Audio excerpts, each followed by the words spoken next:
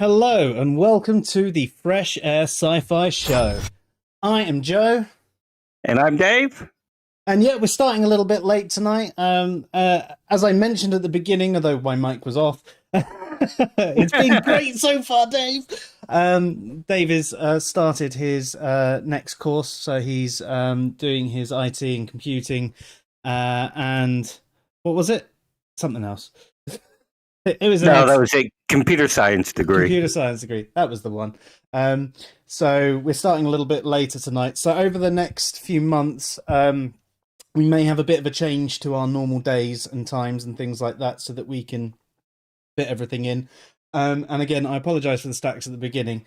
I completely forgot that Dave was doing this today, even though we'd even discussed it a couple of days ago.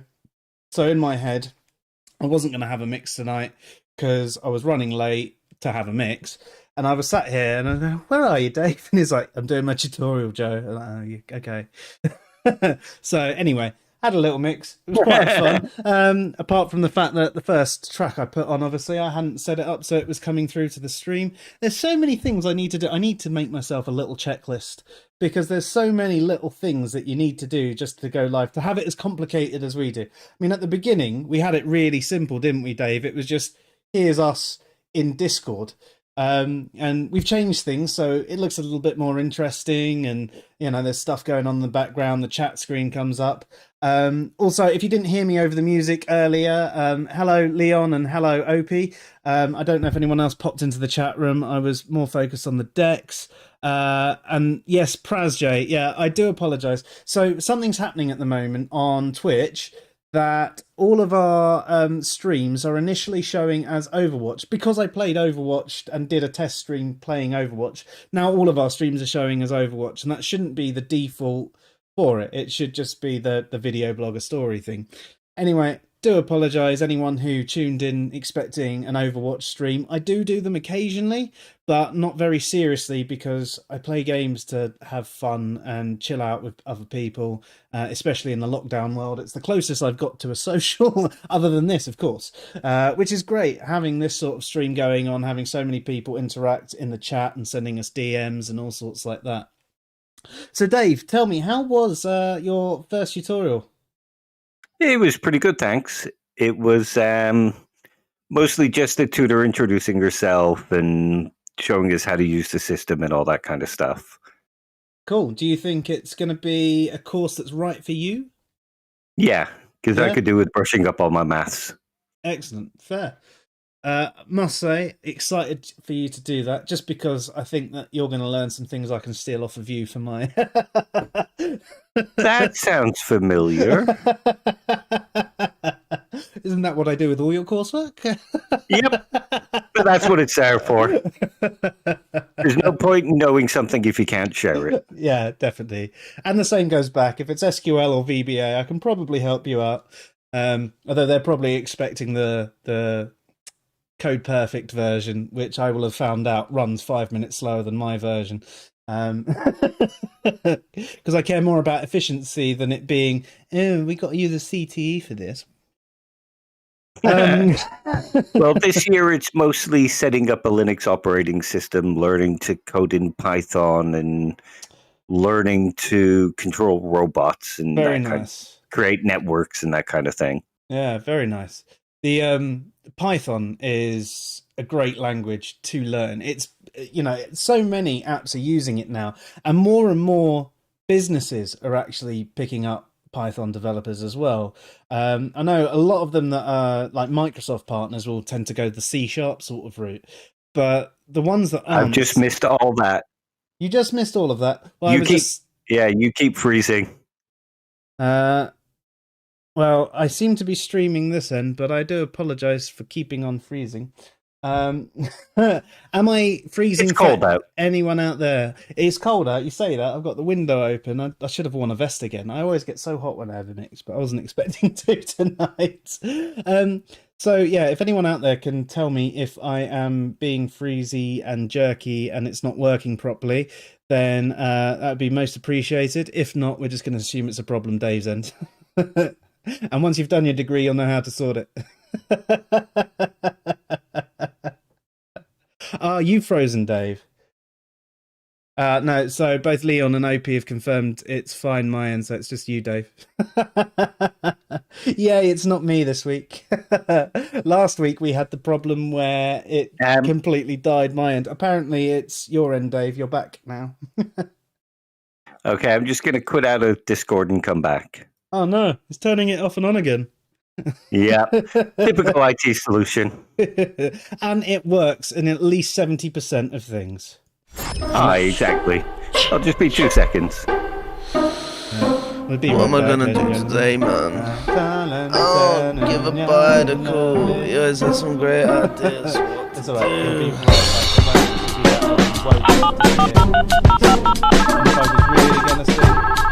Hey, yo, pod, what's up, man? Yeah, man, what you saying, bro? Yeah, how's it going, bro? How you feeling? Safe, me too, man, me too. I'm so bored out of my mind, though. We gotta hook up. Wait, what happened to you yesterday, man? I thought you were coming round. I didn't know for my shit, but you wanna know what I done yesterday? I'll rap that shit to you right now. You know what, open... Hello, Dave, you're back. Sorry. Just an old Mario remix I made. Just to Awesome. yeah, so I wonder what that was all about then, Dave. I don't know, because it was fine for the tutorial. Yeah. Maybe we need to find a different method to Discord then. I don't know. It always seems to be about this time of night it starts going screwy. Yeah. But for there is one thing I can do to reduce cam input though. I can take off my droid cam and stop that. So tonight, Dave, we were going to continue on with the Meno. Yep. Because we got to the third definition, didn't we? We did. So, brief recap. The Meno is a dialogue between Socrates and Meno. Enough. Socrates is the guy that's always asking why. Tell me why. He's and Meno is a bit of a meanie. And by that I mean he's not necessarily mean, but he's very up himself, a little bit egotistical, very impressed with his own intelligence. Spoiled child. Yeah. General laxist. And he believes things by what he's been taught. He's basically learned things and can repeat things, but throughout the conversation we found that he doesn't necessarily have much of an understanding of what he's talking about. He is basically there sort of trying to... Okay, so what the actual conversation about is virtue, and Socrates is trying to get a definition of virtue. But the first definition, he basically describes gender roles. The second definition, what was that one, Dave? Oh god, good question now.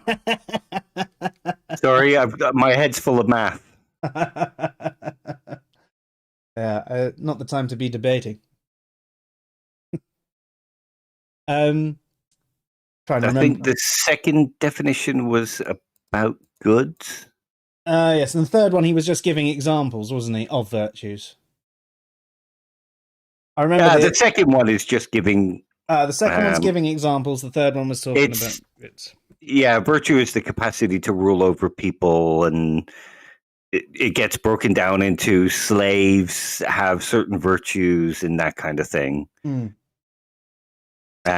So the third one is about the acquisition of goods. Yes, and then that bit basically resulted in them having a discussion about, well, if it's just the acquisition of goods, stealing from a temple would be considered virtuous, but it's not, because you need to acquire your goods with things like justice and temperance and etc.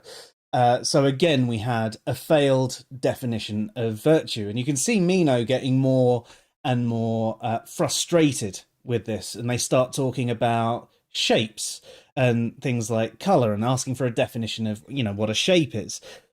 And they get to a point where Socrates gives a really simplistic definition, and that Meno doesn't like at all. He's basically it's right, but it just doesn't sound clever enough. That's basically Meno's problem. Meno likes to sound clever. So Socrates basically gives him the same definition, but far more verbose. Verbose. Yeah. Far more verbose. Basically cleverly worded, but it's almost like the difference between giving a simplistic definition and trying to provide a definition where you're trying to fill a word count for a dissertation. Yeah. That's basically the difference between the two.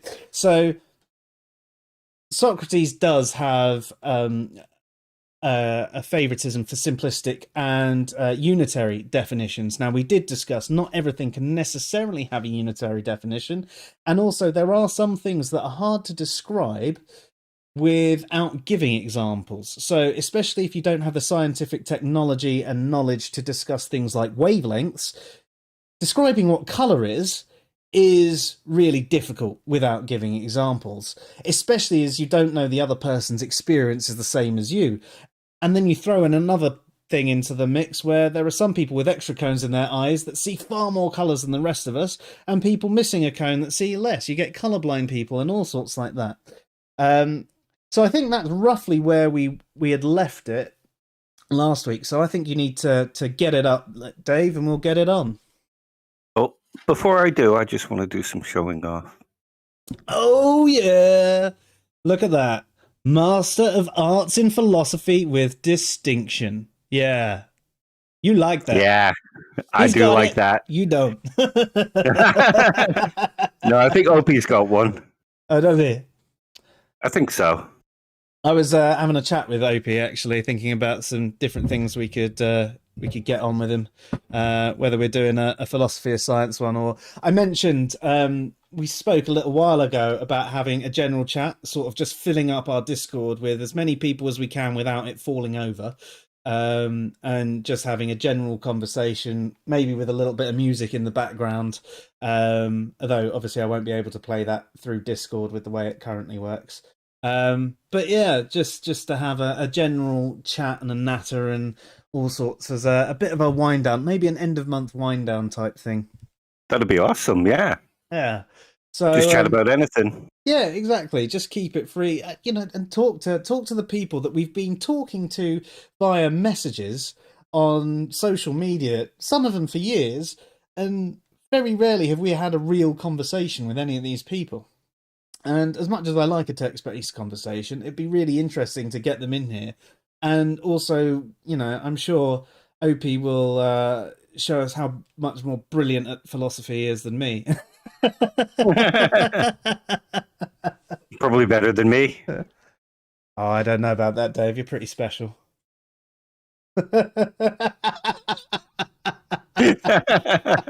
I'm sorry. No, do it. You got to. The rules. I should probably share my screen, though, shouldn't I? Yeah. So let me quickly switch to the BRB mode, which I think is this one. No, that one. What am I gonna do today, man? Oh, give a bite a call. You always have some great ideas for what to do.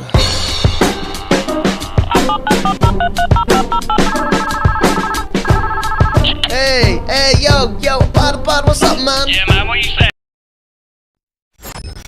So here we are. Yeah, I'm sorry. I probably should have set it all up earlier, but, I was busy showing off. No, I think it's far more fun this way. I know they might not find it fun, but I've enjoyed the conversation and the banter. I think, yeah. I don't think we'd be doing this show if we didn't enjoy that sort of thing, because that's what half of it is, at least.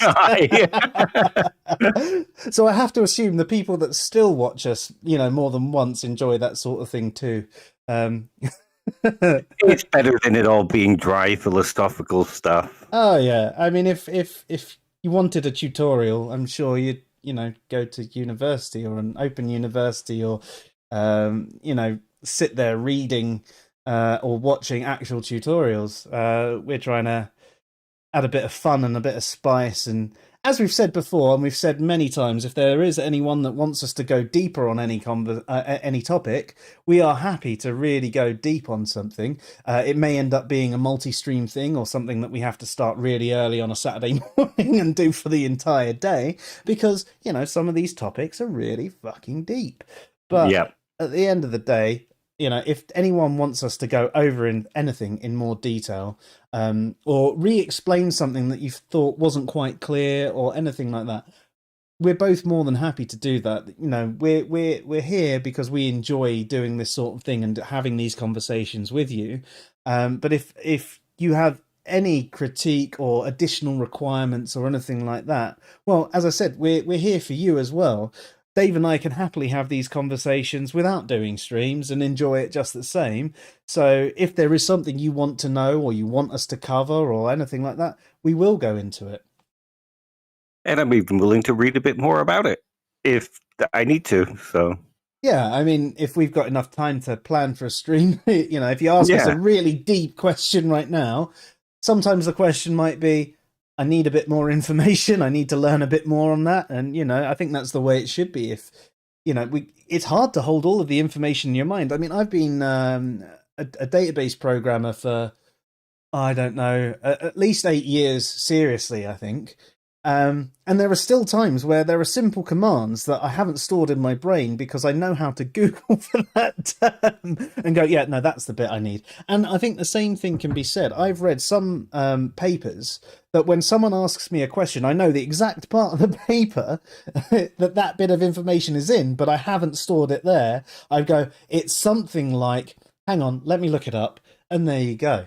Other things, obviously, you know, we might be a bit more ignorant towards, but it gets us learning new things as well, and that's fantastic. Exactly. Okay, better get on with the Plato. I'm sorry. Okay, so after Meno's last definition fails, Socrates asks him to come up with another one. Basically, I've given you a shape and a definition of color. You said you give me definition of virtue, so let's have at it.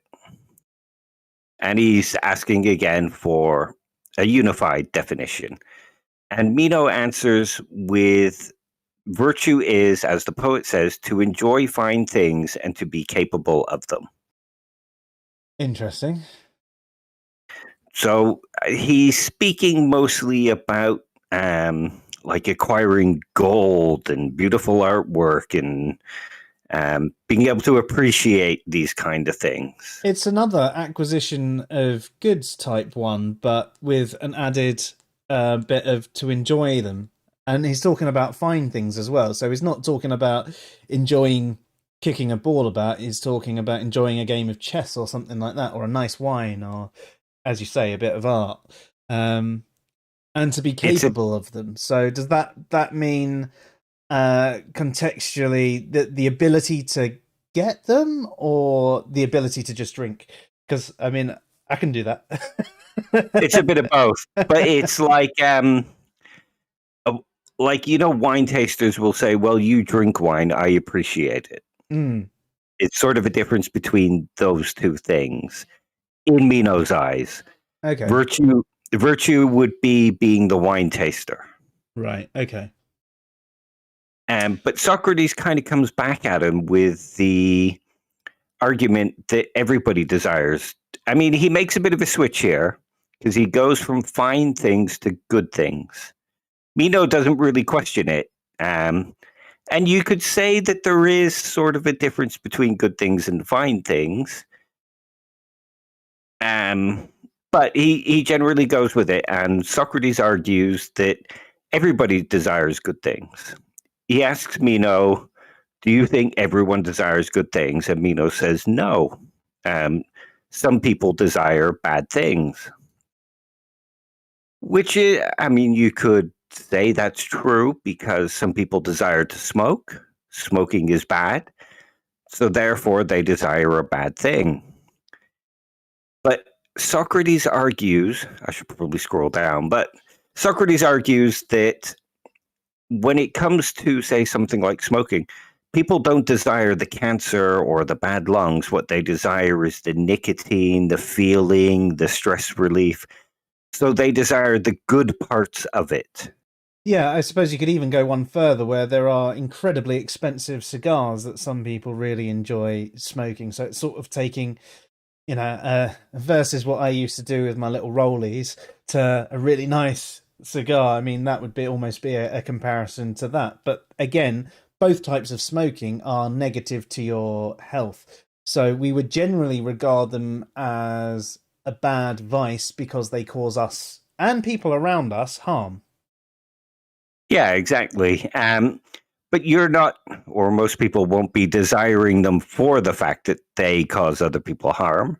No, it's So, the experience, as you say. I mean, like, for example, with a rollie, one of the things I used to find, I mean, when I was a chef, one of the things when you had that really busy kitchen and you've been rammed for like 3 hours straight and you sit down on the wall outside the kitchen and you rolled that cigarette, it was actually the act of sitting there and rolling it that was the very first part of calming down. And sometimes when I was stressed, I just used to sit there and roll them.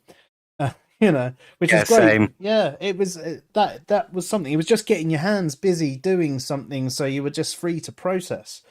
So again, there wasn't the desire there for the negative. It was actually taking the positive I could from this negative thing. Yeah, exactly. And that's what most people do. I mean, if you were to give somebody a glass of poison and they didn't know it was poison, you could say, well, they were stupid for drinking the poison. Why would anybody want to drink poison? But what they would have desired was, say, a liquid that was going to refresh them. They didn't know it was poison. They always desire the positive elements. So if we were to put this into a very, someone who likes abusing other people, would we say that is in the same way they're searching for the pleasure from themselves? They're not necessarily searching for the harm that they're causing the other person, or is the harm that they're causing the other person the thing they are searching for in that instance?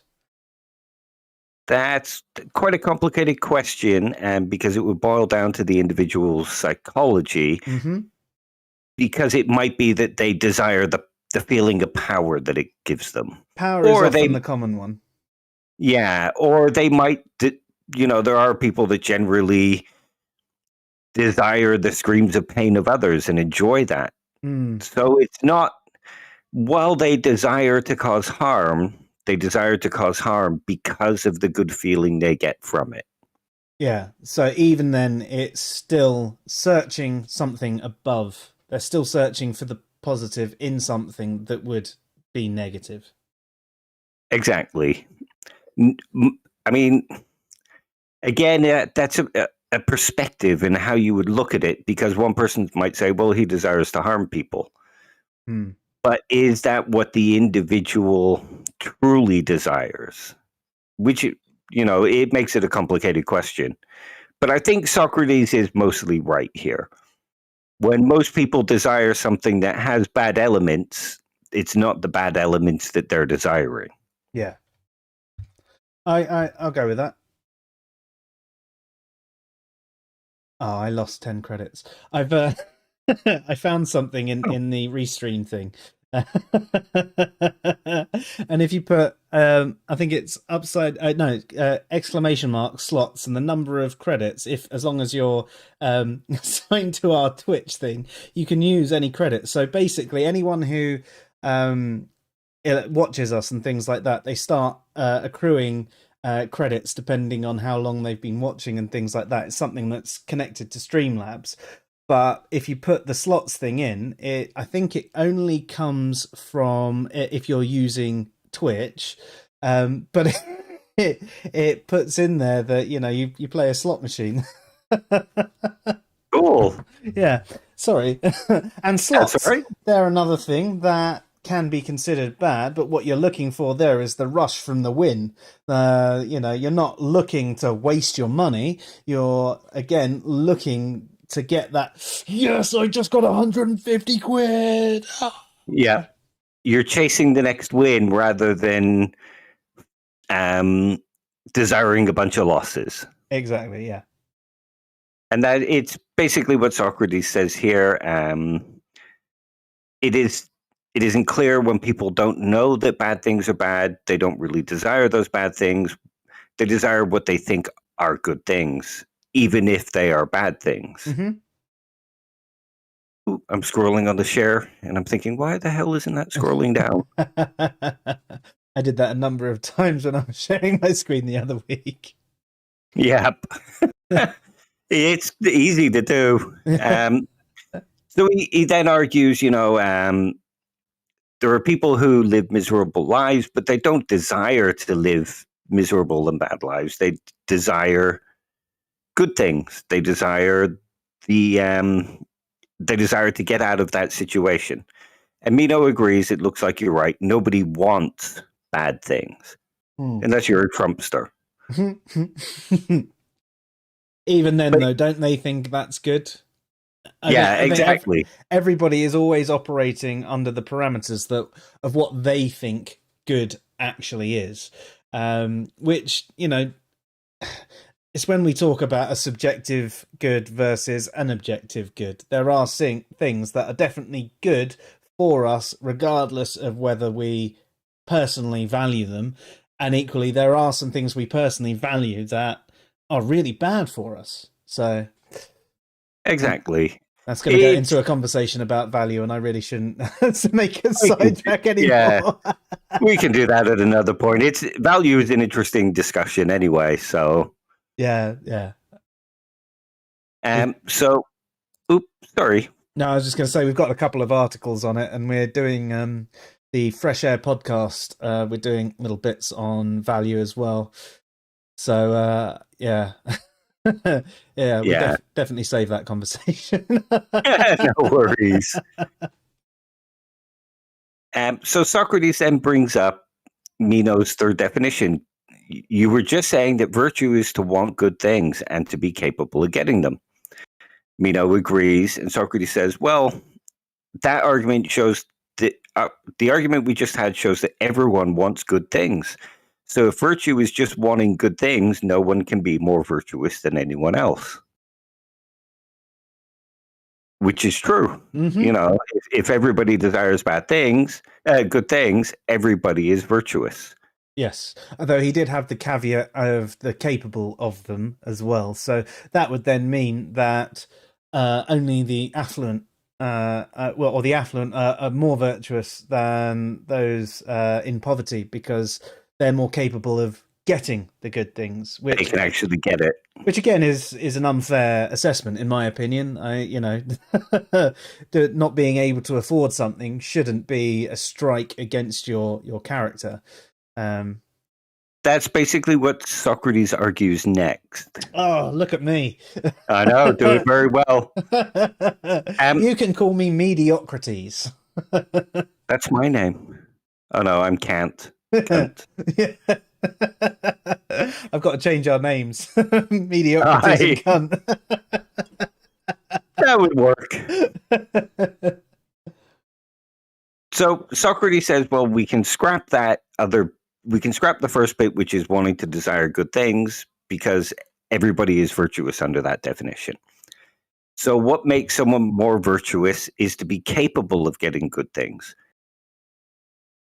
So in other words, he shows that when we go through a definition, we look at the bits that don't work or are too broad and just describe everybody. Because if it describes everybody, then it's not actually picking anything out.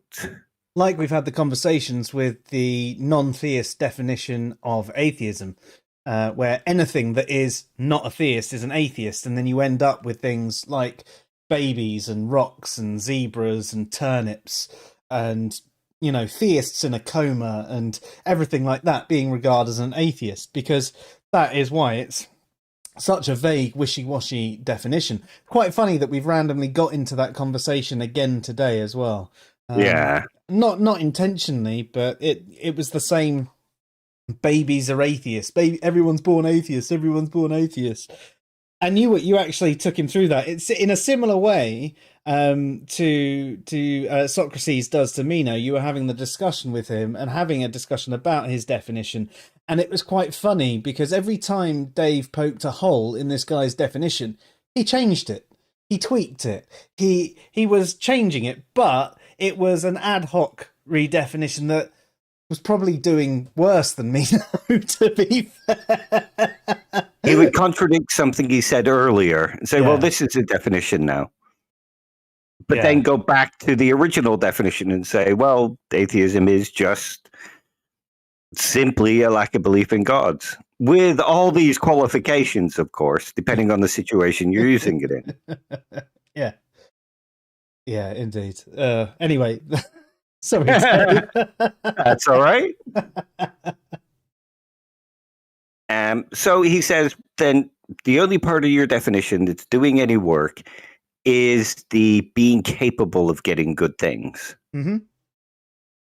So he then goes on to show that this definition still doesn't quite hold and describe virtue, because he says, Meno says, getting hold of gold and silver and honor and power in the city is virtue. Mm-hmm. But he also argues then that, do you call somebody getting gold and silver virtuous? And do you call the act an act of virtue if they get them unjustly? Meno says no. That would be vice. So Socrates then sort of reaffirms the whole, well, virtue is an action done with certain specific qualities like justice or temperance or some other part of virtue. Mm.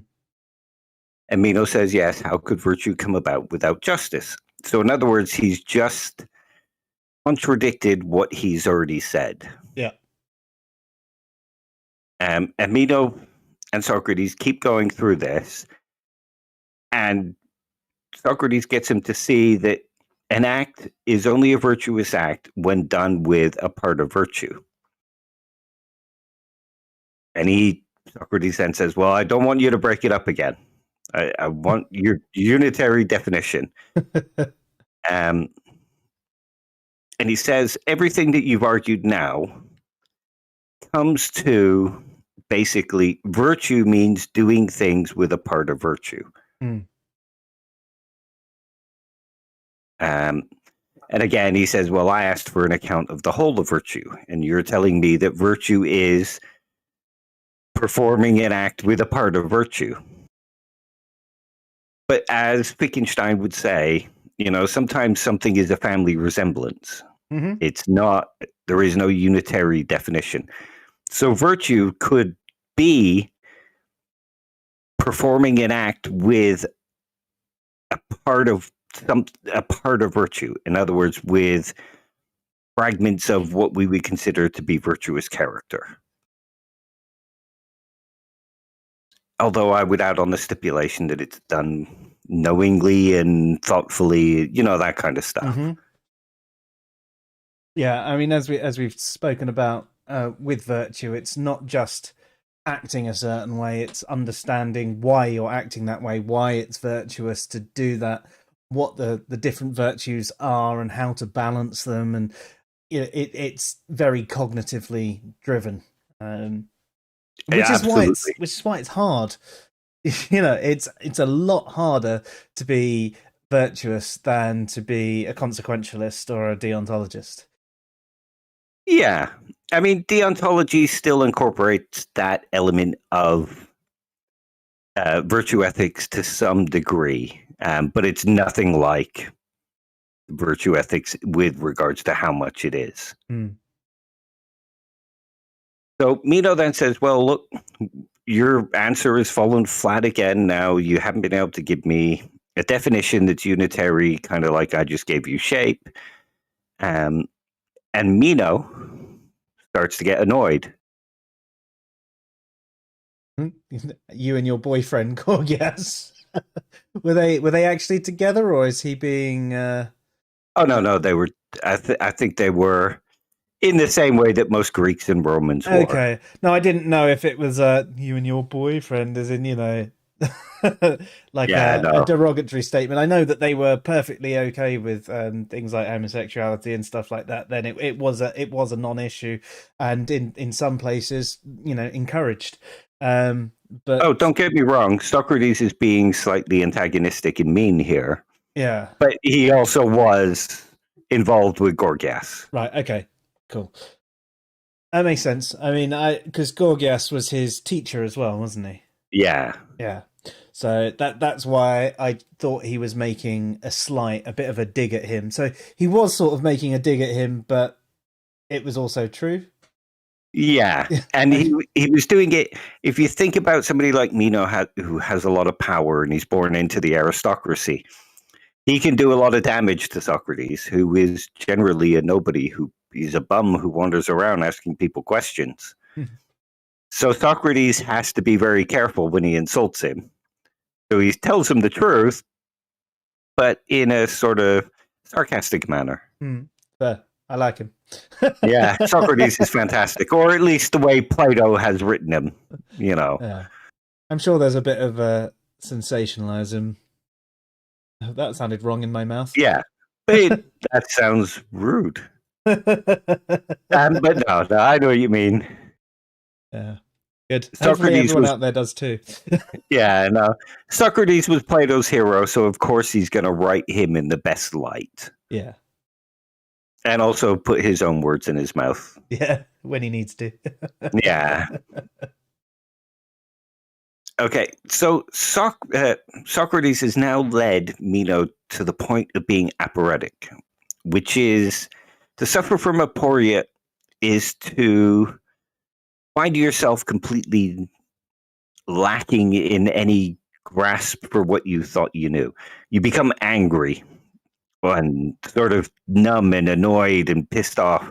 Like how you feel about me sometimes when I'm going through the Socratic method with what you think.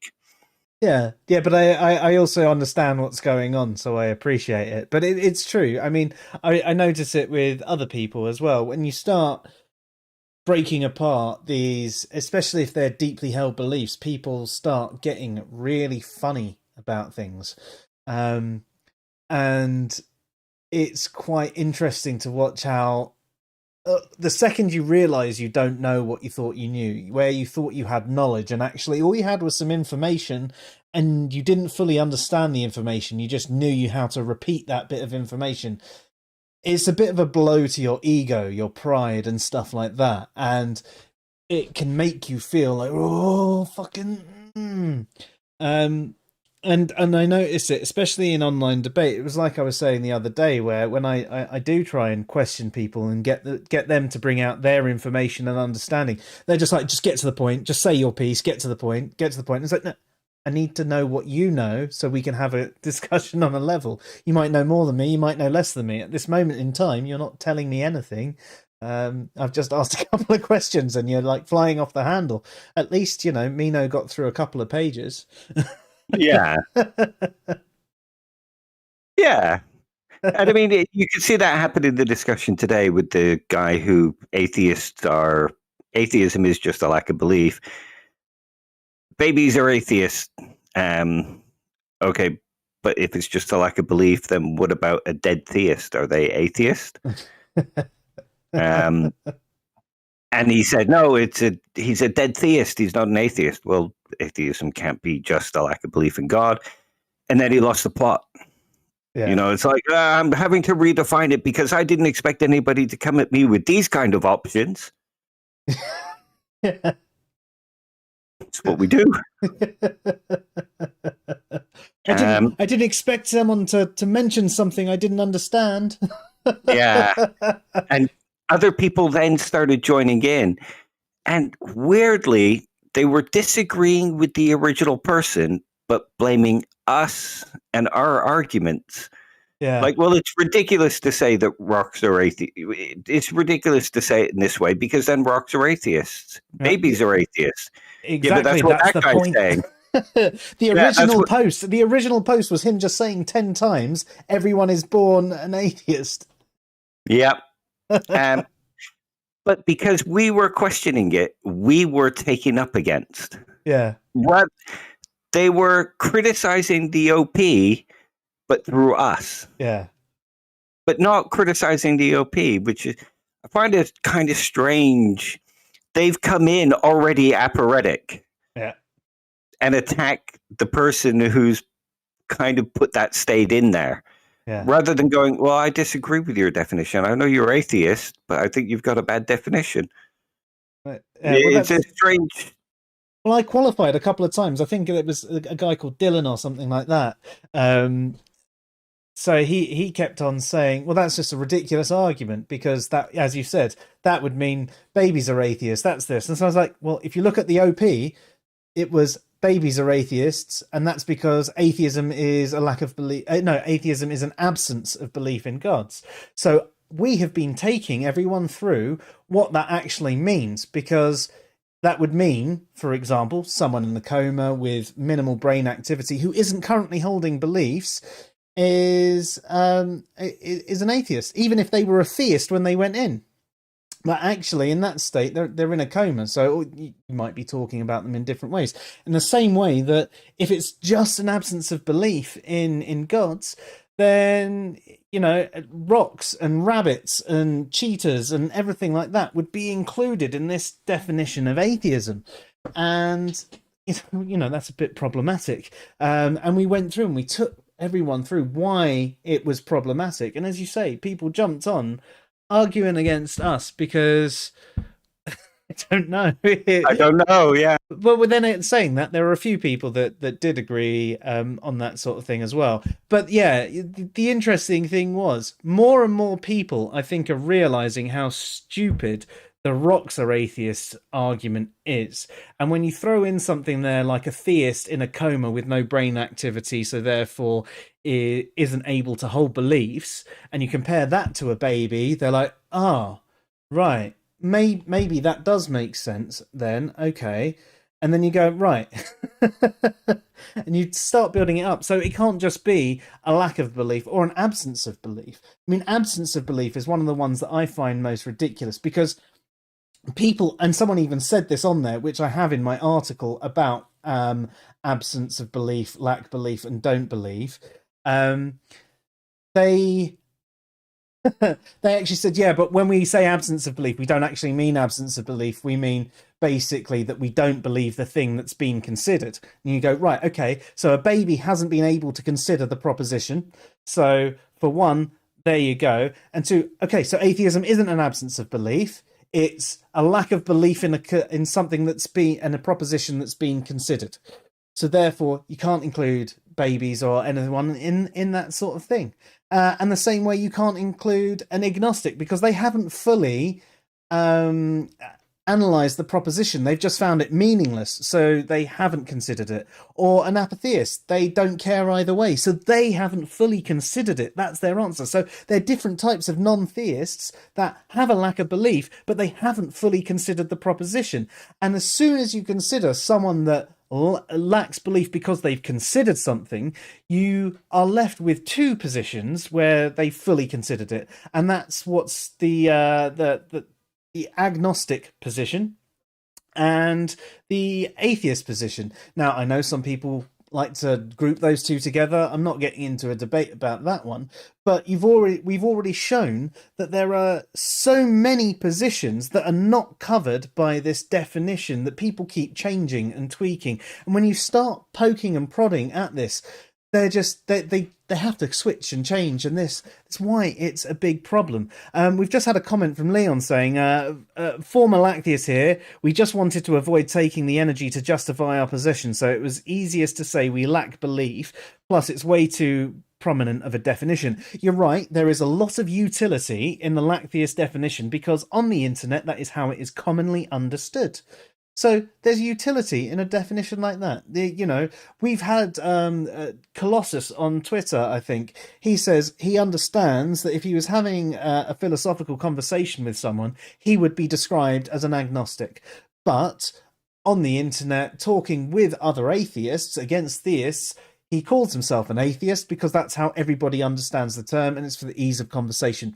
Great. You've made your case for why you're using that definition. It makes sense. Fine, you're free to identify yourself how you like, really. But there you go. He's got a different thing. And what you mentioned about the lack belief position, it's funny as well, because people think that lack of belief definition does absolve them from any burden of proof. People don't take the time to understand what the burden of proof actually is. Dave's got a great article that summarizes a lot of the conversations that we've had about this, called More on Beliefs and Justifications.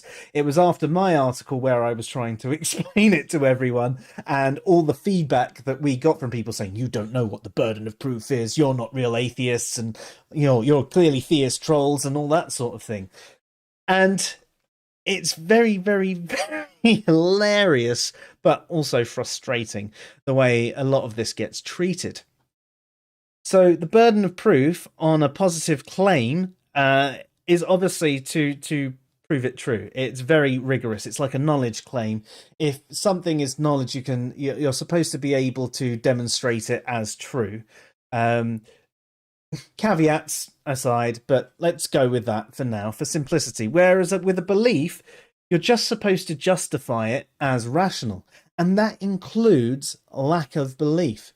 Well, I don't believe that. Well, why? That is it. Explain your reasons why. And if your reasons are just, well, you haven't convinced me. Well, why haven't you convinced you? It's not convincing. Okay, that isn't really a strong argument to support why you don't believe someone. There are plenty of reasons to not be convinced. But also, if you are of that lactheist position where you don't believe gods do not exist, but you also don't believe gods exist, you've actually got to justify why you don't believe either position is true. Because when you're considering a proposition, something like existence, it is either true or false. So what you have to consider is, do you believe that it's true? Do you believe that it's false? Now, you can be in a belief state where you believe it's neither true nor false. This is commonly known as the psychological state of being agnostic towards the proposition. And when you're in that state, you almost have to justify why you're not convinced either way. In some respects, it could be harder to justify the agnostic position as a more rational position than either or, depending on how clever you are, obviously. But anyway. Sorry, Dave. That's all right. Okay, so here is kind of Meno getting verbosely into the aporitic state. Mm-hmm. Socrates, even before I met you, I was warned that you yourself are a confused person, and that all you do to others is confuse them too. In other words, that comes from Socrates. Well, I don't know what such and such is. Perhaps we can work it out together, as you seem to know. Yeah? Yeah, which is fair enough. And then he says, even now, I can feel you casting your spell on me, dosing me with weird potions, singing me queer incantations, till I find myself brimful with bewilderment. And that's basically what being aporitic is. You're bewildered. You're like, well, I thought I knew this, but I don't know it. What? I could have sworn I knew what this is, and you just made me think, and you get angry about it, or you just sit there going, what? And he calls Socrates a stingray. In other words, anyone who comes across a stingray is stung into numbness if they touch it, and you seem to have done something like that to me. As you know, I have that effect on people too, on occasion. So he gets angry, basically, and he says, it's a good thing you don't go elsewhere, Socrates, because you might be lynched for witchcraft because of the way you make people feel. And Socrates is, of course, you're a con man and you nearly conned me. And he basically says, Meno, you've done this just so that we can get into a slanging match. Yeah. You've insulted me just so that I'll insult you.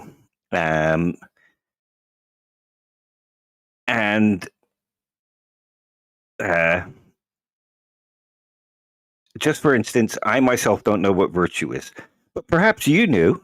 before you bumped into me. But by this stage, you might well have lost the knowledge. So we've come to the conclusion that neither of us knows what virtue is. So why don't you help me inquire into the question, what is virtue? Which is a nice way to do it. I mean, when we're talking about the conversations, the whole dialectic approach is to try and reach that truth between each other. And yes, sometimes you do know the answer, but you need to get the person with you along it. And I suppose in some respects, some people might refer to it as a manipulative technique. But I've found sometimes people need to come to their own conclusions. You can't just give them the information, because if you give them the information, they will either accept it and repeat it, but not fully understand it, or they'll reject it because it's not like this other piece of information that they know. Whereas when you sit there and you're building through the conversation and they suddenly have that, and it could be anything. It could be a work process where you know full well what they should do is, I don't know, go down to the server room and turn the server off and on again.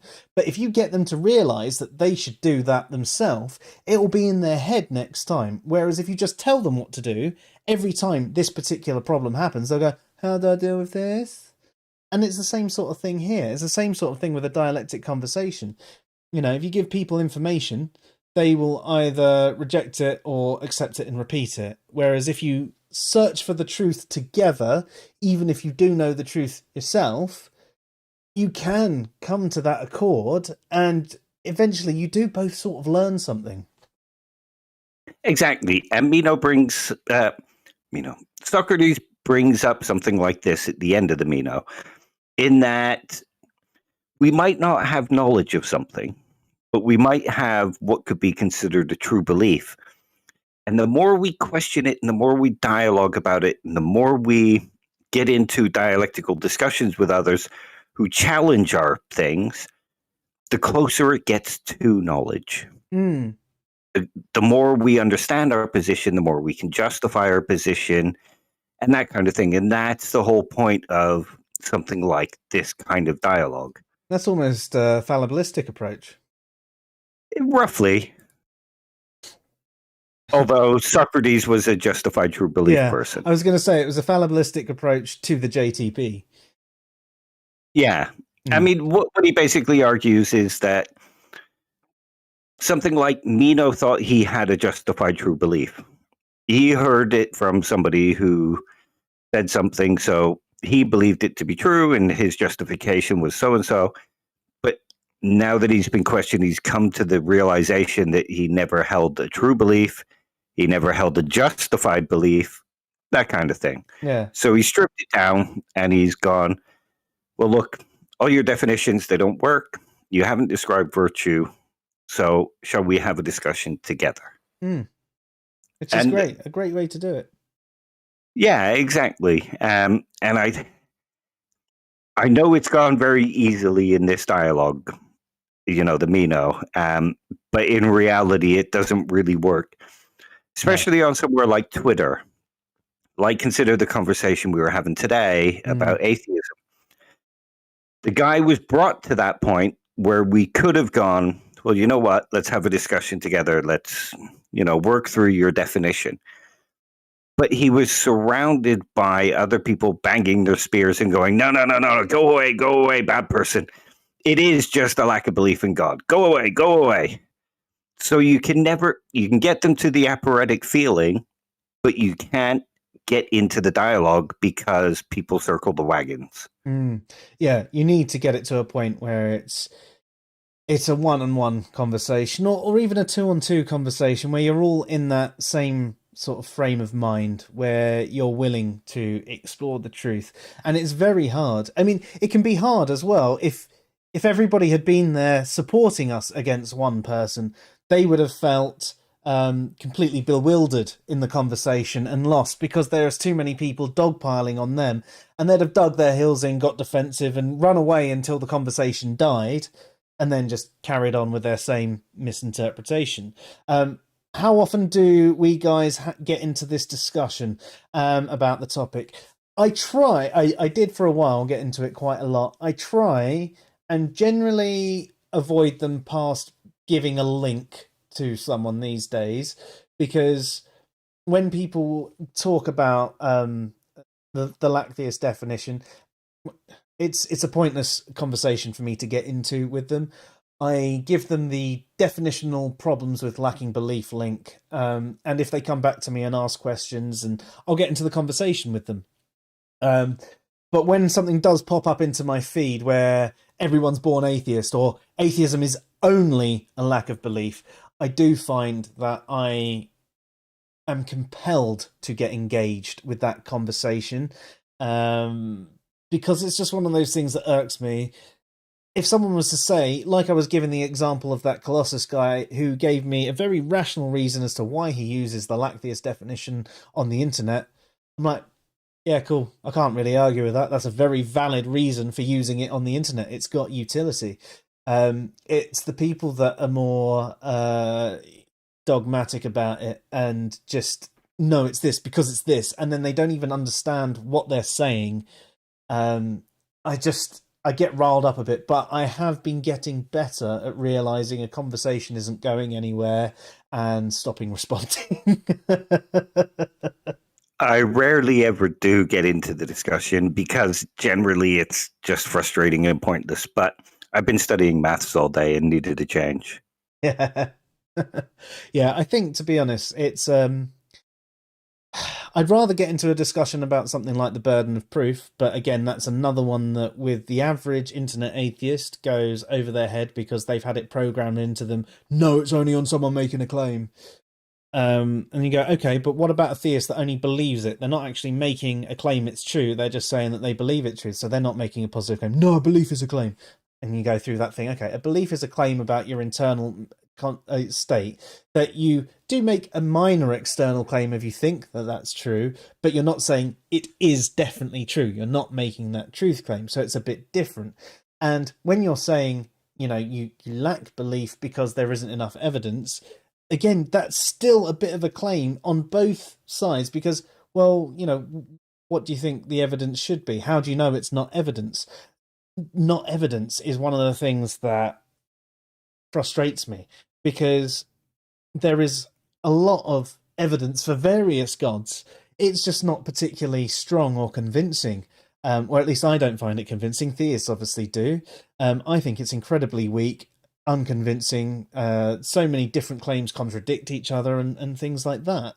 So, but I do try and have more conversations. I prefer to have a conversation about something like morality. But again, I've entered the same thing. So I was having a chat with someone the other day who was a subjectivist, though through discussion, I said, okay, it sounds like you're more of an emotivist, which is a form of subjectivism in a way, but it wasn't, full on moral subjectivism as it's understood. And we'd talk about things, but then he would contradict himself, but not realize he would. It's like, no, you can do that. I was like, you can do that, but that sort of invalidates what you've said before. And again, you end up going round in this circle of someone who is so fixed in their position that they don't really, want to change. They don't want to understand where you're coming from, and it can be very difficult. And as you mentioned earlier, like, this conversation is actually going really well. It's going a lot better online now. That was actually a DM conversation, so it was private. There wasn't even any dogpiling going on, but he then gave a definition for what was good or what was moral, and I said, okay, so if this is what is defined as moral, someone doing X is moral then. And it was just silence because it was something that really wasn't moral. Yeah. But that seems to be the way. I mean, that's one of the troubles with an internet conversation, because people can just completely shut down. There is that wall there. And if they decide that I can't continue this conversation because, I don't know enough, they'll do that. And then they'll carry on saying the same crap. You're like, yeah. Oh.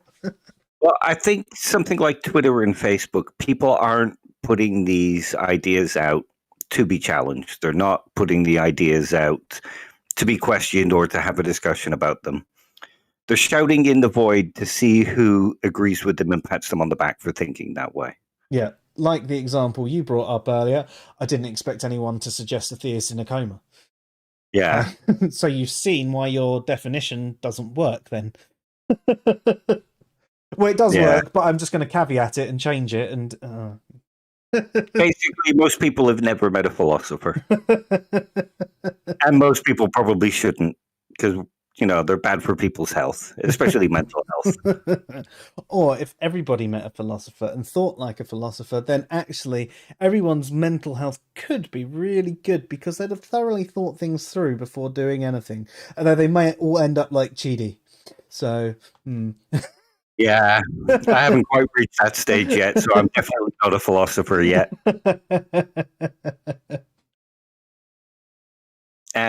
Okay, so the conversation then carries on, and Meno tries to change the subject, and he brings up what's known as the paradox of inquiry, which is basically you can inquire about something, but if you already know about it, you don't need to inquire about it. And if you don't know about it, how will you ever know when you found it? You just know, man. Yeah, I mean that's basically the paradox. As Meno puts it, out of the range of the things that you don't know, which of them will you put before yourself to be the objective of your search? In the best case, you do stumble upon your objective. How will you know that it is your objective, given that you know about it? So basically, if you don't know what you're looking for, how will you know when you found it? Mm. Yeah, but I mean, even in that sort of sense, it's when you're analysing something and you're thinking about something, whether it's evidence or arguments or anything like that, you get to a point where you have that justification that ticks all the boxes, don't you? So you may not ultimately know if it's the truth, but you know that a particular position is the most well thought through and relatable one based on all the evidence and arguments that you've examined. So you reach that. It's like a funnel, isn't it? You start off with this could be anything, and bit by bit over time the funnel gets thinner and thinner and thinner till you get down to that tiny little bit, at which point there's only one, maybe two things that it could be. Yeah, exactly. Think of the what's in the box argument. One of the faults with this, of course, as well, is to know something isn't to know everything about it. Mm-hmm. Like you now know about the Meno and some basic facts about the Meno. And you can then use that to springboard on to learn more about it. Learn books, people have written books about it. Learn to get deeper into it. You've learned that you can go out and buy dialogues of Plato, read them, learn what it says. So knowing something or knowing about something isn't knowing the whole of something. Yeah. So you might only have the basic bit of information, and that can lead to greater discoveries. Yeah. Which is what Socrates was kind of trying to show. Socrates is saying, I don't know anything about virtue, but as you can see through the dialogue, he's like, well, virtue isn't doing this, it's behaving in a particular way. So he's showing that he does know a little bit, but he's not saying he knows everything. So he does have a starting point that they both can work from. And a starting point that Meno agrees with, even though he doesn't actually realize that he's agreeing with it. Yeah. Yeah, well, it's like we were saying about the dialectical conversations. You might actually know a hell of a lot about a topic that you're discussing with your partner, but the point is to go on this search together. And things might come up that you don't know yourself. You don't have to, as you said, you don't have to know everything about a topic. And there can be times you go, oh, let's put a pin in that one. I'll research that one and come back to you. But let's discuss this bit for now. Exactly. And so Socrates has, by allowing Meno to come up with this, well, what about so-and-so? Meno has attempted to change the thing because he's in that aphoretic state and he's lashing out. But Socrates has allowed him to just get over that state a little, lash out a little bit, and then say, well, look, your argument's not particularly good, and this is why. And he then goes through a whole bunch of other stuff. So what Plato is showing here is when they have reached that point, let them lash out that little bit. Don't get, as with the stingray thing, he's saying, well, I'm not going to get involved in this slanging match. Why, instead of yelling at each other and insulting each other, why don't we instead put our heads together? Let's search for it. Let's have a dialectical conversation. And then, of course, Meno tries to lash out and says, well, what's the point of having a dialect? Neither of us knows anything about it. And if none of us know anything about it, then how are we ever going to know anything about it? And he just kind of goes, yeah, okay, well, we can start from a starting point and work from there. He goes through, there's a bit now where he argues that souls are immortal and gain knowledge through reincarnation. Everything they learned in a previous life, they can still recollect in a current life. So learning and discovery isn't about finding new stuff. It's about trying to recall what you've already learned. Now, the interesting thing about this, and this is something you'll only learn if you look at the works of like Dominic Scott or Rosalind Weiss, or somebody who knows the history of Socrates, is that Socrates didn't actually believe in reincarnation. He didn't believe learning was simply recollection. He actually believed learning was investigative and, dialectical, and you search for things and you find truths and you learn them. Mm-hmm. But because Meno is that sort of, I have slightly higher knowledge than most people, he then uses this idea that Meno believes and then works from there. So he diffuses the situation by using terms and ideas that, even though Socrates doesn't agree with them, he can get Meno interested in the conversation again. Like I've seen you do before, where you find out how someone wants to use a word or discuss things. Like the conversation you had with Chris on the morality debate. Which, I found frustrating for the definition of morality and ethics used. But you did very well at trying to discuss things on his terms and explore the idea further. You had a starting point and you worked from there. And it was interesting. I almost wish that conversation we had set the parameters of the definitions of what we were discussing first, because I think we would have had a better conversation about morality. But the way you dealt with it in this sort of manner, it showed that progression of the ideas and things building on, and you did somewhat change Chris's mind, not completely, but he finally got an understanding of how how morality is discussed within philosophy, even coming from a point where he had a very different understanding of morality and ethics in the first place. So yeah, definitely great way to do it. Basically be on their side, and all this stuff that's not necessarily relevant to the conversation or is partially relevant to the conversation, it's not so important. Let's go with that. I'm happy to go with that. Now let's talk about the meat of the topic. Yeah, exactly. In order to have a good dialectical discussion, they're going to need to be interested in it anyway. And if you keep putting them on guard and you keep putting them in the aphoretic state, which we saw earlier, they're just going to walk away in frustration, like Meno tried to do with the whole, well, I've insulted you, why aren't you insulting me back? And then, well, what's the point in looking for it if neither of us knows what it is? Neither of us can ever find out what it is. And then he draws him back in with the recollection thing. Like you say, he draws him back in by, well, let's go with this stuff I might not necessarily believe, but then we can get into the real meat, which is what happens after this. We're definitely not got enough time. And we don't necessarily need to go into that because we've just seen how to start the conversation, how it will generally reach that temper tantrum stage, and how to kind of bring it back. Which is the main point of what this looking at the Meno was. Yeah, no, definitely. It was looking at the Meno, it was basically the end point of our discussion about discussions, because we are moving forward into other topics. As much as we like discussing discussions and all that sort of thing, and we are trying to encourage better discussions online and try and sway people away from being too heuristic and try and have dialectic conversations. There are only so many times we can have the same sort of stream go on, you know.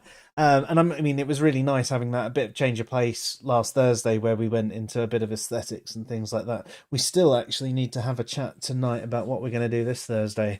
We're a little bit behind in our planning, so hopefully tonight we'll have decided Thursday and Tuesday. That's my fault. I'm sorry, folks. I've been so caught up in the new degree starting that I've lost track of everything. Actually, this week was going to be an odd one as well, wasn't it? Because of your schedule, I think you've actually got something on the Thursday, so we might not be doing tomorrow. Yeah, so we're doing tomorrow instead of Thursday. So we're definitely going to have to plan that one in, and then probably next Tuesday will be fine. But yes, we'll sort that out. So, Dave, in regards to the Meno, is there much more from any of the rest of it that can add to what we've done, or is it just showing how they finally come to an accord on, you know, what virtue is? They never quite come to an accord of what virtue is. The conversation ends with Socrates saying, well, we don't actually know whether virtue is teachable or not. And a lot of Plato's dialogue sort of end open-ended, because it's not about telling you. It's not about being like Gorgias. It's about teaching you how to think and how to approach problems and how to work through and have more solid beliefs. Which I think is great, and I think it's something we all need to think about more, especially a lot of foundational beliefs that we have from when we're children that we've learned, we believe because mum and dad said, and all that sort of thing. And there are so many times, especially in the last 3 or 4 years, I think, where I've been a little bit more aware of what I think and what I say. And I have always been someone, at least in my adult life, that and probably teenage life, that spent a lot of time looking into a topic that I know about, but or at least I would claim to know about, should I say. But there are some times where I will repeat something that I realise I learned as a child, and I go, hang on, don't quote me on that. I haven't actually investigated this one myself. I learnt this as a child, so it's probably wrong. Because I have found, well, most of the stuff I've learnt as a child really was wrong. And to be honest, a lot of the stuff I learnt as a teenager and in my 20s was probably wrong too. I can absolutely relate. The only thing I know that I learned that's accurate is let X be X. And 10 print Dave is awesome, 20 go to 10. Sorry, what? 10 print Dave is awesome, 20 go to 10. I don't know what that means, Dave. I'm sorry. You've never programmed in BASIC? Only Q Basic. Oh. Okay, well that's general BASIC. Fair. 10 print Dave is awesome, 20 go to 10. So it just keeps going, looping back round and round and round and round and round. Yeah, but yeah, you youngsters. Well, no, Q Basic was a bit similar, actually. But Q Basic could do it without line numbers, and you could have functions and procedures and things like that. Exactly. Yeah, I've never done basic. I'll just go. You're going to get a shock when you start programming again. Well, I can program in C++ and Pascal and Modular 2 and Basic and a few other why things. have you left me to do the site, Dave? Bastard. Because I don't know any of that kind of stuff. Yeah. But yeah, so they never reach an accord on it. So is there anything left to learn about this? Is it they never reach an accord, but they reach one in a vague way that is positive versus, well, fuck it, we'll agree to disagree then. Yeah, they reach a conclusion where they could both say, well, we have a kind of foundation now for what virtue is, and we can go off and we can learn more about it, discuss more about it, come to better conclusions. We have a reasonable starting point. Yeah, that's fair. Yeah, that's it. It's sometimes that's all you can ask for, because you saw how Meno was. I am the smartest person in any room at all times. He's got him to realize that he's not the smartest person in every room at all times. And he's got him to actually agree that maybe he should do a bit more thinking about the topic. And sometimes that's probably the best you can ask for. Yeah, I agree on that one. I think we all need to think a little bit more and a little bit better than we do. I mean, we could always do a full breakdown of the Meno at some point. It's a lot of my dissertation involved it, so. Yeah, well, I mean, that wasn't the point. I know we were discussing the Meno over 2 streams, but the whole point wasn't to go through the whole Meno. It was just to tie off our conversations about heuristic and dialectic, and whether you're being monological or dialogical and all that sort of thing. Hopefully, through watching these streams, you've at least somewhat realized that there is a better way to approach conversations. I know that for a lot of our viewers, whether they're on the live stream or they're the ones that watch afterwards, we're pretty much preaching to the choir, because the reason that they're here with us is because they have engaged with us in this way, where even if we don't necessarily agree with each other, we've had a good conversation and we've had a pleasant agree to disagree versus a violent disagreement, so hopefully there are a couple of people who pick up on this and think about the way they're approaching their conversations and everything like that, and they can actually go, okay, yeah, perhaps in the future, maybe when I sit down and have a conversation, I will take the position that even though I'm very confident in this topic, I might not know everything about it. And when I'm having a discussion with a partner, I'm not going to defend a position. I'm not going to attack their position. What I'm going to do is ask them what they know about it, and then ask them questions about it. And, as calmly as I can, go, well, can you explain this bit to me? But doesn't this bit seem to contradict that bit? I don't understand. And just have a proper, decent conversation. Search for that truth. And be aware that actually you might not know everything you thought you know. And your opinion might change on it. Or the pair of you might go, fuck, neither of us know enough about this conversation or this topic to actually continue. We should both look into it more and continue this conversation another day. And that's perfectly fine. I think there's something very virtuous about being able to admit that you don't know. Yeah, exactly. And I think you've sort of hit the nail on the head with, if you go into every conversation thinking that you know everything, or, you can't be wrong about a certain thing, then you're never leaving yourself open to learn anything. You always assume that you're there to teach the other person. And there's a popular saying in the atheist community that I'm never certain of anything. I don't have any absolute certainties. But yet they mostly enter most conversations absolutely certain that they're the ones that know what they're talking about. That's very true, especially when it comes down to the conversations that keep popping up of definition of atheism and subjective morality and all that sort of thing. And you're just like, and again, when someone is 100% certain like that, it is like talking to a brick wall. It's really hard to break that person down. And I don't mean break them down in the sense that you're trying to make them wilt and be that, but I mean break down the wall that's surrounding them so that you can actually have that decent conversation with them. As Leon says, she doesn't like debating. I prefer discussions where we exchange info and opinions more than anything. Yeah, definitely. Yeah, my type of discussion. Definitely. There's nothing wrong with putting in our own opinion and beliefs and things like that into the conversation. Of course, I mean, well, I think it's like this, but you know, I'm still looking for more information. Maybe you can show me where this is wrong.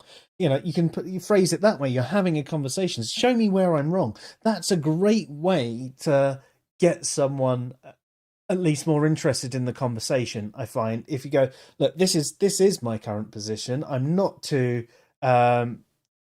firm in this position. Sorry, Leon. I do apologize. Nice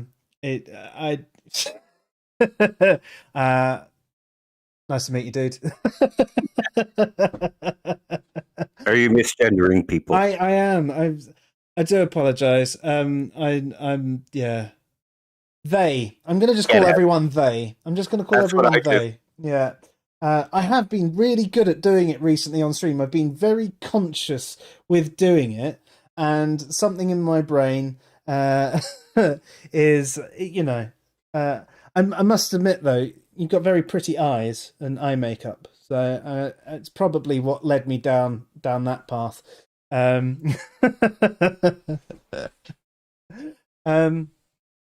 Yeah. But yeah, so as I was saying, there's nothing wrong with putting something into yourself and asking someone, well, show me where I'm wrong, because we're of a different position, to show me why you think I'm wrong. And if they start down that path of, well, I'm just not convinced by it, you're like, okay, but what isn't convincing you? What is making you think that this position is wrong? Because if you're convinced that this position is wrong, then help me be convinced that this position is wrong. Just don't think it's strong. And that's one of the times when you go, okay, well, I'm looking to have a conversation. You're saying that I'm wrong, but you're not able to explain why I'm wrong. So how do you know I'm wrong?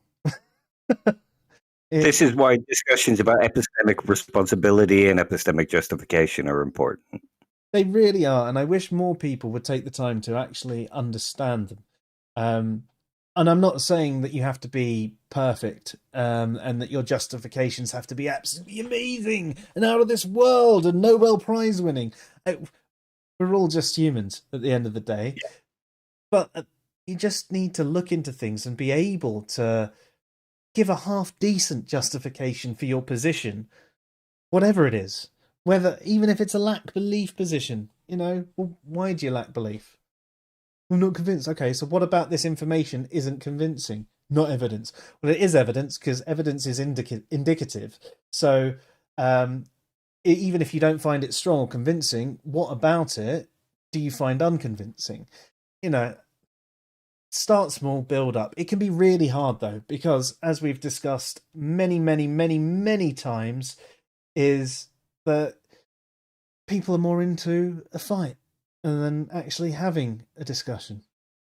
Yeah, unfortunately. Yeah. And I understand the mentality as well. I've been there. You know, especially when I first got into the online debate world.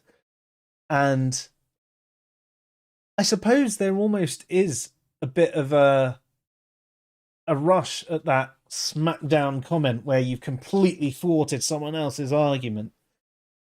But it hasn't actually got anyone anywhere. All you've got is you feel good, I guess. So you do feel good for winning. And you might have your peers patting you on the back, but you haven't actually made an effective change. And in some respects, you've probably pushed the person that you're having the dialogue with further into their own position by the way you've conducted yourself. And people who might have been watching it, that might have been on the fence, from the way you've conducted yourself, might have actually sided with the other person and gone that way, just because you've been a bit of a dick or a bit too arrogant in the way that you've presented yourself. You know, what you thought was a smackdown has actually turned into something where you've made people feel rejected. And like we were discussing in the article of the psychology of rejection, when people feel rejected, it tends to reaffirm their position. They sink back into their in-group, and they have that reaffirmed there, and they all talk about how, oh, well, I don't want to be that type of person. That type of person, they're all dickheads. So I have demonstrated the negative behaviors that I've spent a lot of time trying to convince others not to do. I'm not telling you that I am better than you in any way, shape, or form. What I can tell you is I have fucked up a lot, and I want to help people realize where they're fucking up to. And I want people to help me realize where I'm fucking up. He's brilliant at that. That's why I studied, you know. And that's why we do the stream, so I can continue to be pointed out where I'm fucking up. I need to be pointed out on occasion as well. So. Yeah. Going back to the whole, you don't have to know everything. I've got that degree, and I still need to look stuff up. So, you know, there's nothing bad in saying, well, okay, I might know this bit, but you'll have to give me a bit of time. I need to go off and learn this bit. Or if somebody says something that you're pretty certain you know of, but they've said something different, and you think, well, they seem to know what they're talking about. I have good reason to think they might know what they're talking about. Maybe I should go up and look this up and then come back to the conversation. Yeah, definitely. I think, though, it's one of the things that is harder. When you get over that Dunning-Kruger slip and you realize, oh shit, there's so much more that I don't know, you almost do end up in that imposter syndrome where you're constantly questioning everything you know, and you're so much less confident than these people who are where you used to be. And with their absolute confidence in something, it makes you question yourself, like, oh crap, am I really wrong about this? I mean, I know I've been looking into this, and I used to have the same position as them, but they're really confident in what they're saying. So maybe I'm the one that's wrong. I'm going to have to go off and look at all this information, all the while they're ringing the bell of victory. And you're like, oh shit, do I know as much about morality as I thought I did? Oh shit, maybe I don't. I'm going to have to reread everything I've read again. Or I'm going to have to go ask Dave. Yeah, well, that's generally the way it is. But not everyone has a Dave, and sometimes you're unavailable too, so I have to read for myself. If you pay me Patreon money, I'll be available to anybody. We do have a Patreon on that manner. You know. That's why I thought I'd mention it. Patreon/Answers in Reason. Yes. Have access to our private WhatsApp group, and you can ask me all the questions to your heart's content. Indeed. That is one of the benefits. So when you sign up to Patreon, the first level is just a small support thing. You get access to the Discord channel. If you haven't joined already, we do occasionally send out free invites and stuff like that, but we're trying to keep the Discord channel quite small at the moment because we've got lots of stuff we're trying to look at. But when you go up from there, you can join us on WhatsApp. So as long as you provide us your number, we'll add you to a WhatsApp group, which will be with Dave, myself, and Martine, to have any conversation or anything like that. You obviously get early access to articles and podcasts and exclusive, depending on which package that you decide to get. And obviously it helps us out with our server costs and stuff like that. Of course, you don't have to do that if you don't want to. Pretty much everything does come for free eventually. You're free to contact us on any form of social media, Answers in Reason, so Facebook and pretty much everywhere. If you look for Answers in Reason, you can have a conversation. On Twitter, Dave is at TrolleyDave1971, so if you want to give him a follow as well. But if you forget that, look for Answers in Reason. I can always add us to a group chat, so if you ever want to have a discussion there. But please be aware that unless it's WhatsApp, it might be a slower turnaround time.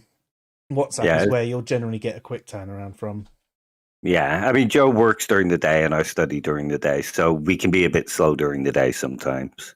Yeah, it depends on what I'm working on, though. Sometimes I'm working on something where I've built a query and I have to wait 5 minutes for the query to run, and I can sometimes get onto it and go, yep, okay, here's this. Right, I need to get back to you later, but But yeah, in general, you will have to wait till our evening time. But if you're anywhere in the world, generally people who watch us seem to be in the States anyway. That's probably your midday, so that might work out for you. Yeah.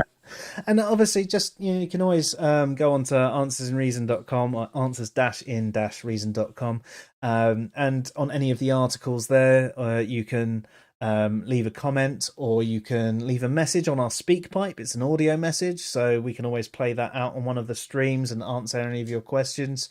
And yeah, if you're on YouTube, I suppose I should say please like and subscribe, because apparently people can't do that for themselves. But honestly, even that helps us in itself. We are trying to build a bit of a following so that we can do this sort of stuff more regularly for you. I'd love to be able to stream every night of the week, but it is a bit of a time and money issue for us. So yeah, if you can help us reach that goal, that would be amazing. Yeah. And we'd be eternally grateful. We will. And we actually will be. We already admit to you that we're a pair of dickheads. So Yeah. you know that's true. We're just honest dickheads. Yeah. But yeah, I'm glad that we've sort of come to the end of our discussions on discussions. It's been really interesting finding out a little bit more about a topic that I definitely knew enough of the surface level. I think I probably knew more than a lot of the people I'm talking to online know. But going through that, I reckon there's still a hell of a lot I don't know about the topic. And we've had, 5 or 6 streams around this sort of thing recently. And again, it shows that the more you know about a topic, the more you start thinking, crap, there's probably a hell of a lot more that I don't know about this topic. And it's a good one to look into. But the main thing I think all of us should take away from looking into this topic is just considering what we're trying to achieve with our discussions online, and the best way to actually achieve it. And I don't think that the people who like to have fights and ridicule others and insult others and make fun of people are doing anything to further any goal other than an ego boost. And if you genuinely are looking to convince other people of your position, whether it's the person you're talking with or with an onlooker, consider your approach and consider how you feel when you're in a conversation and someone is acting all holier than thou, aggressive, eristic, argumentative, and how that makes you feel, and if that convinces you. Or when you're an onlooker to a conversation where person A is making fun of person B, does that endear you to person A, especially if it's a position you disagree with? I mean, the one I bring up quite often is when you think about how a lot of new vegans tend to be really holier thou and judgmental to people. Now, most vegans are generally really chill people, and it's your choice. I think you should do this for moral reasons, blah blah blah blah. But they'll have the conversation with you if you're willing to have it. They won't be all up in your face about it. But the ones you see are the ones that really constantly get up in your face and being judgmental and telling you you're an evil person, killing animals, or they'll say you're murdering animals, and you can get into a whole conversation about the definition of murder and how that doesn't fit, but that's neither here nor there. And you find that you're being pushed away from them, even if the message that they're saying might be the right thing and the way you should actually be going. What they're saying is pushing you away from them, and you're just like, that's what's happening when you're being that online, whether it's a theist or an atheist or anyone holding a particular position. When you get really polemic and eristic and argumentative and insulting, you don't really do anything other than flatter your own ego. And Get pats on the back. Yeah, exactly. And is that really good for anything? I'd argue not. No. Especially not if you're trying to change something. No. As you say, Dave, when changing your mind, respect matters. That's Yeah. on answersinreason.com. Well, awesome. I think that might actually be us done for the night, mightn't it? Yeah. Well, that's just a shame because I've been enjoying the conversation so much. I wanted it to continue going on. But I have. I guess that's it. I'm sorry. I am knackered. Yeah, that's fair. You've had a tutorial today. You don't have one tomorrow. So this week, as I was mentioning, the tutorial will be tomorrow. Stream. Yes, sorry. See, I'm losing it. So the stream will be tomorrow, and we will be discussing something that you'll find out if you are following us somewhere on social media, because that's when we will have decided on it, because we haven't yet. We're unorganized this week. I do apologize, but these things happen. Life gets away from us, as I'm sure it does you sometimes. And next week, well, I don't know what the schedule's like. We'll let you know, though. We're going to try and get some time quickly after this or tomorrow in the day to book things in. But yes, ladies and gentlemen, you've been watching the Fresh Air Sci-Fi show. We've been part 2 of Don't Be So Meno to Me, and we've finished our discussions on discussions, at least for now. As we always say, if anyone does want us to go deeper into any topic, then we are happy to. We just want to explore these things, and some of these concepts are so incredibly deep and complex that for a 2-hour stream, we can only give you a surface level. But what we want to do is give you more when you tell us, right, you've covered this, but I think there's more to it. Yes, Leon, thank you so much for being here.